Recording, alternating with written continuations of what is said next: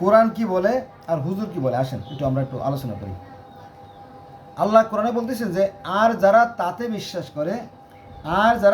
বিশ্বাস করে যা তোমার প্রতি অবতীর্ণ করা হয়েছে, তো কোরআনে নবী মোহাম্মদ সাল্লাল্লাহু আলাইহি ওয়াসাল্লাম তো কোরআন অবতীর্ণ করেছে, তাই না? তাই বলতেছে যে আর যারা তাতে বিশ্বাস করে যা তোমার প্রতি অবতীর্ণ করা হয়েছে, তো কোরআনে, এবং তোমার পূর্বে যা অবতীর্ণ করা হয়েছে পরকালের প্রতি তারা দৃঢ় বিশ্বাস রাখে।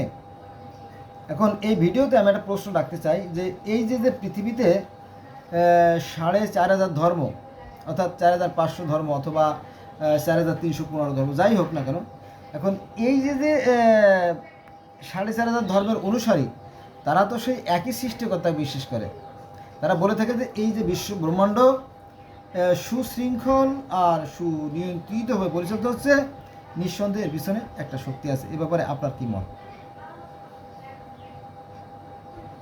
তাই না?